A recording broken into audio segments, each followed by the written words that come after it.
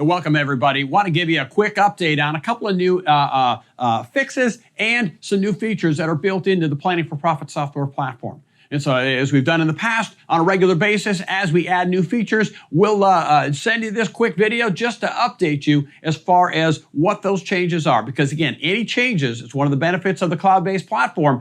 As we make a change, as we update things, your system is automatically updated on every device that accesses the system. So the first item we're going to talk about today is copying the company. We had a couple of companies that had an issue when they were trying to make a copy of their company to do the what-if scenarios that had a couple of issues with that. Those issues are now fixed. So if we're going to copy the company at that point, we're working under the setup menu is where it is at the top. And so I'm going to go into setup and we're going to go into company models. Right. So as we go into company models, you can now see we've got our standard business model in here. Right, and I want to make a copy of that one. So that, and again, the reason why we make that copy is we want to play games with the copy and not mess up your original. So we'll hit the three dots under the action column next to the model, and we want to create a copy. Again, give it a name that means something to you. Right, so don't just say copy one, copy two, copy three. What are you doing in this model? Right, so maybe this is reduced non-billable time. Right? Give it a name that means something. So when you come back here in 2 weeks, you're good to go. Once you click on OK, it's going to go through and make a complete duplicate. So even if you have multiple years in your particular copy, when it comes back, you'll see the success screen. And at that point, you can see we've created that complete new copy that we've had before. All we need to do is select the active copy that we want to work with. And we're now working with that particular copy. So that pretty much wraps up that particular issue that we had. Remember, you can always look right here at the top on the screen and see exactly what copy and what year you're working at for your particular model. So that's the first one. The second one is as we're coming up to 2022, more and more companies are getting ready to roll their data over to 2022. If you were a company that you actually imported the previous version, you've already got multiple years in your particular copy. We're ready to roll over to 2022. And so if that's you, we've got that issue is in there. It's ready to go. It's ready to use. So the way we do that is we're in the same place. We're still in company models, right? And we're going to start out with the exact same screen. So from there, I'm simply going to, again, click on the three action items next to the model that you're looking to roll over to the next year. And you'll notice one of the items in there or options is activate the next model year. I simply click on that and it's going to pop up and ask you, are you sure? Do you want to roll 2021 over to 2022?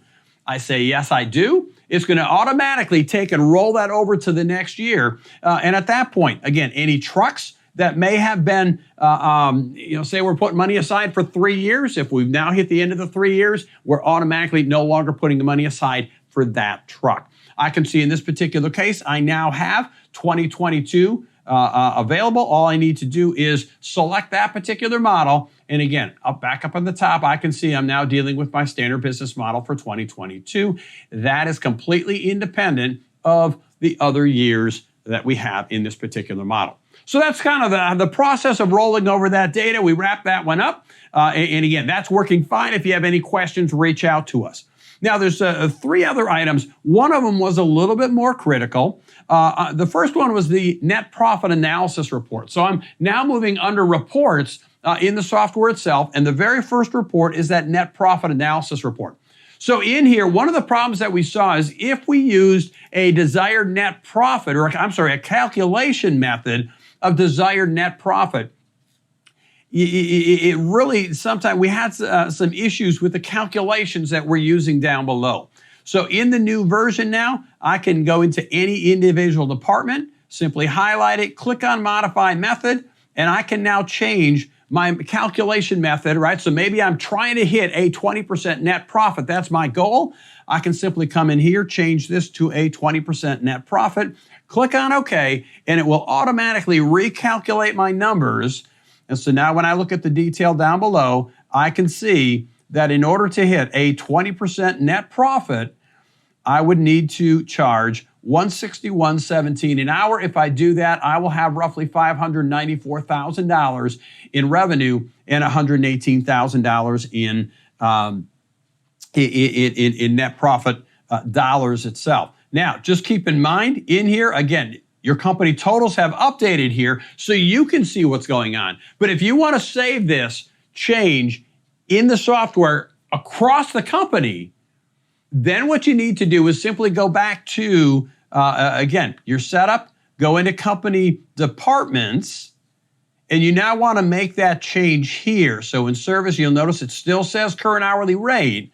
If I change it in any of the reports or the calculators, it only lets you see the impact. It doesn't make that change across the board. So I would come back here in company departments, and I would change the rate here to a desired net profit at 20%. And when you do that, and this is a change that only an administrator in the system can do, once you've done that, you will notice that at that point, now all of your reports will now reflect that same profit that we just set, right? That's the way that you write it across to all devices on the platform itself.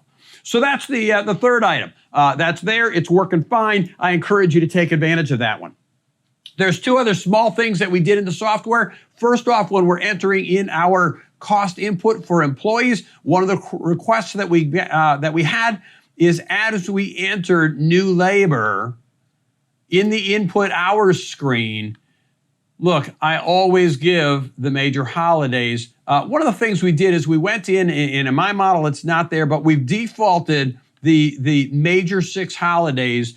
So on a new install, you will see that will automatically show up in this column for you. So that's in there. That is functioning in place. And then the last item that we've done, or we made a couple of changes to the equipment entry. And so on the equipment, when you're entering in your trucks and things like that, as I enter in a new piece of equipment, first thing that you'll notice is we did change the name of this, right? So this field used to be including allocation percentage. And really what we were doing there is if it was a fuel burning a piece of equipment, so a truck, right? One of your cars, one of those things, then we wanted to include in the allocation percentages. So when you are later on entering overhead expenses and you choose that you want to spread that expense based on equipment, it only takes into account those pieces of equipment where this box is checked. So, for example, if you had a job trailer, if I had a computer, if I had some other device that is not fuel burning equipment, I don't want that to skew the numbers that we've got in the percentages that we're using when we're allocating things like fuel for the trucks and maintenance on the trucks and things like that. So that change has been made in the software. So kind of small, but kind of an important change. The other request that we had is just kind of the layout of this particular screen, which prior to this, if you had more than 7 trucks, it kind of cut it off right there. And at that point, you had to actually scroll down to see the rest of your vehicles. Now, we've opened that list up. Your screens are much bigger, so you can actually just see the entire list in one shot.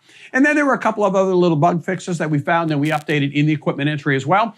Those have been rectified in there today as well. So with that, all those changes are automatically updated on all of your devices on your platform.